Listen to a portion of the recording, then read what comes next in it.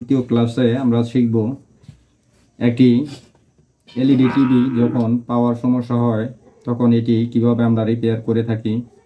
তো আপনারা যারা আমার ভিডিও রেগুলার দেখেন তারা ভিডিওতে বেশি বেশি করে লাইক দিবেন এবং শেয়ার করবেন, আর সাবস্ক্রাইব করে আমার চ্যানেলের পাশে সবসময় থাকবেন।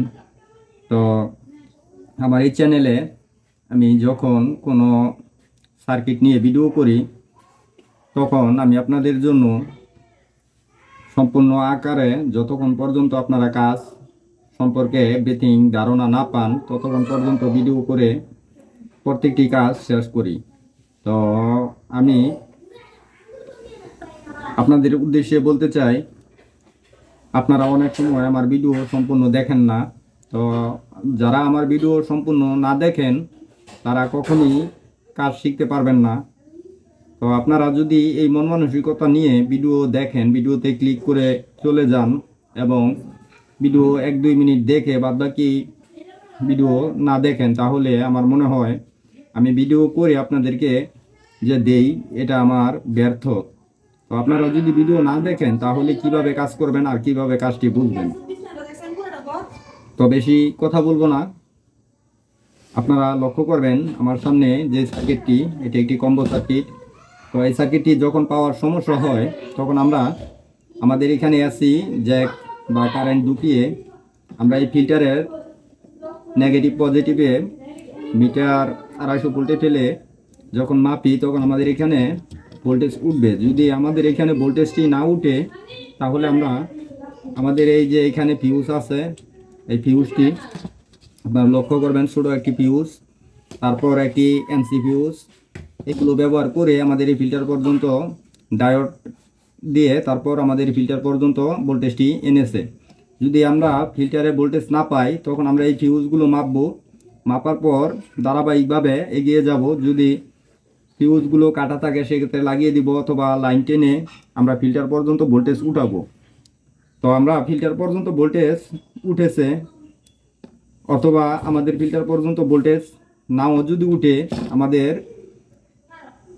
লক্ষ্য করতে হবে আমাদের ফিউজ কাটা না, আমাদের ফিল্টারে ভোল্টেজ নেই, এমনকি আমাদের এনসিও ঠিক আছে।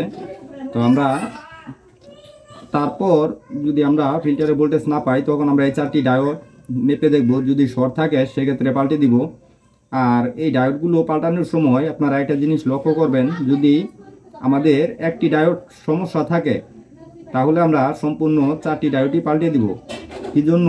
এটি ব্রিজ ডায়োড। তো এখানে যদি একটি ডায়োডের সমস্যা হয় তাহলে বাদবাকি 3টি ডায়োড দুর্বল হয়ে যায়, যার জন্য আমরা একটি ডায়োড সমস্যা হলে 4টি ডায়োডই পাল্টে দিব। তারপর আমরা আমাদের এই ফিল্টার পর্যন্ত যদি ভোল্টেজ উঠার পর আমরা আমাদের এইখানে একটি মোসফেট আছে। তো আমরা এই ফিল্টারের নেগেটিভে মিটারের নেগেটিভ রেখে মোসফেটের এই ড্রেনে মাপ দিব। যদি এইখানে আমাদের ভোল্টেজ দেখায় 250 ভোল্ট বা একটু কম বেশ হতে পারে, এরকম ভোল্টেজ দেখায়, তাহলে আমরা আমাদের এই মোসফেটটিতে কোনো প্রকার সমস্যা নেই বলে ধরে নিব। অথবা যদি আমাদের এখানে ভোল্টেজ দেখায় আমরা মোসফেটটি মাপবো, মাপার পর দেখব যদি মোসফেটটি খারাপ না থাকে তখন আমরা এখানে মোসফেটের পর ছোট্ট একটি ট্রানজিস্টর ব্যবহার করে, এটি কিন্তু পাওয়ার সমস্যা একটি সার্কিট। তো আপনারা বললে আমি এটি নিয়ে প্র্যাকটিক্যাল ভিডিও করে আপনাদেরকে পাওয়ারটি উঠিয়ে দেখাবো। তো এখানে আমাদের ছোট একটি ট্রানজিস্টর ব্যবহার করেছে, এই ট্রানজিস্টরটি পুড়ে তারপর ফেরে উঠে পড়েছে। তো আমরা যদি এখানে এই ট্রানজিস্টরটি লাগিয়ে আমরা পরবর্তী ধাপগুলো অনুসরণ করি তাহলে আমরা টিভিটির কাজ করতে পারবো। তো আপনাদের ক্ষেত্রে এরকম হলে আপনারা এইখানে যে মোসফেটটি আছে এটি পাল্টাবেন। পাল্টানোর পর যদি আমাদের ভোল্টেজগুলো ঠিক থাকে তখন আমরা আমাদের এই পাওয়ার আইসিটি, ছোট 6 ট্যাঙ্গের একটা আইসি, এটি আপনার অটো কাপলারের পিনের সাথে সংযোগ। তো এই পাওয়ার আইসিটি যদি সমস্যা হয় তাহলে আমাদের পাওয়ার উঠবে না, এবং এইখানে ডায়োড রেজিস্ট্যান্স কোনো কিছু যদি শর্ট খেয়ে পুড়ে যায় তখন আমরা এগুলো চেঞ্জ করে দিয়ে লাগাতে পারবো। আবার অনেক টিভি আছে আপনার পাওয়ার আইসি পুরে একেবারে এর জায়গা থেকে যে লাইনগুলো আছে এই লাইনগুলো উঠে পড়ে, তখন আমরা এটি বিকল্প পাওয়ার হিসাবে 5 তারের যে কেএলই আছে অথবা 524 যে কেএলইগুলো আছে এইগুলো লাগিয়ে পাওয়ার ওকে করে দিই। তো এটি নিয়ে আমার চ্যানেলে পূর্বে ভিডিও দেওয়া আছে, আপনারা চাইলে ভিডিওটি দেখতে পারেন। আমি এর ডিসক্রিপশন এবং আই বাটনে ভিডিওটি দিয়ে দিব। তো এইটুক করার পর আমাদের আশা করি পাওয়ারটি উঠে পড়বে। তারপরেও যদি আমাদের পাওয়ারটি না উঠে, সেই ক্ষেত্রে আমরা এই পিসিটি মাপবো। পিসি যদি সমস্যা হয় পিসিটি মেপে পাল্টে দিলেই আমাদের পাওয়ারটি উঠে পড়বে।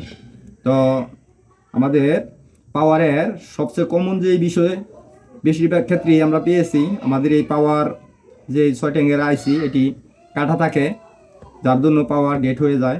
তো আপনাদের ক্ষেত্রে যদি এরকম 6 ট্যাঙ্কের আইসি কাটা থাকে এবং এটি বাজারে কিনতে না পান, পুরাতন সার্কিটে অ্যাভেলেবেল না থাকে, সেই ক্ষেত্রে আপনারা 5 তারের যে কেএলইগুলো আছে এটি ব্যবহার করবেন, অতি সহজেই পাওয়ারগুলো উঠে পড়বে। তো আজকে আমি যেহেতু বলেছি পাওয়ার সম্পর্কে ভিডিও করব, তো আমি দ্বিতীয় যে পার্টগুলো আছে বা সেকেন্ডারি যে সাইডটা আছে তার মধ্যে যাচ্ছি না। যদি আমাদের পাওয়ার ওকে হয় তাহলে আমরা আমাদের এইখানে যে ড্রেন আছে এইখানে আমরা 12 ভোল্ট পাবো। আর যদি আমাদের পাওয়ার সেকশনে কোনো ত্রুটি থাকে তাহলে আমাদের সেকেন্ডারির এই ট্রানজিস্টর ডায়োডের ড্রেনে ভোল্টেজ প্রবেশ করবে না। তো আমাদের সেকেন্ডারি ড্রেনে ভোল্টেজ প্রবেশ করা মানে আমাদের সম্পূর্ণ পাওয়ারটি ওকে হয়ে যাওয়া। তো এই সার্কিটটি বাদ দিয়ে আমি আরেকটি সার্কিট দিয়ে দেখাচ্ছি। আমাদের এটি ইউনিভার্সাল কার্ড, এই কার্ডে আমরা এখানে 12 ভোল্ট সংযোগ করি। তো সংযোগ করার পর অনেক সময় দেখা যায় আমাদের এইখানে কোনো কিছু শর্ট থাকলে আমরা এই জায়গায় যে ভোল্টেজটি সংযোগ করেছি এই ভোল্টেজটি আমাদের এখানে দেখাচ্ছে না, 12 ভোল্ট দেখাবে না। তো এর জন্য আমরা আমাদের এখানে দুটো ট্রানজিস্টর, তারপরে একটি কয়েল এবং তারপরে আমাদের পাওয়ার আইসি করেছে। তো আমাদের এই টিভিতে সমস্যা হলে, এটি যেহেতু চার্জিং সার্কিট, এই টিভিতে পাওয়ারের সমস্যা খুব কমই হয়। তারপরেও যদি সমস্যা হয় তখন আমরা এই পাওয়ার আইসিটি মাপলে বা ফেলে ফুটে গেলে এটি লাগিয়ে দিলে কিন্তু কাজটি হয়ে যায়। এবং পাওয়ার আইসির পরে আমাদের এখানে একটি রেগুলেটর আইসি আছে। অনেক টিভিতে দেখা যায় আপনার সব ঠিক আছে, এখানে শুধু 5 ভোল্ট আছে, অথচ আমার প্যানেলটি 12 ভোল্টের। তো 12 ভোল্টের কোনো কানেকশন নেই। সেই ক্ষেত্রে আমরা এই রেগুলেটর আইসিটি কাজ করলে আমাদের এখানে ভোল্টেজটি ওকে হয়ে যাবে। তো আপনারা চাইলে এইভাবে টিভিতে কাজ করে সম্পূর্ণ আকারে টিভিটি ওকে করতে পারেন। তো আপনারা বললে আমি প্র্যাকটিক্যাল ভিডিও করে দেখাবো। তো আপনারা সবাই চ্যানেলটি সাবস্ক্রাইব করে আমার সাথে থাকবেন এবং আমাকে উৎসাহ যোগাবেন।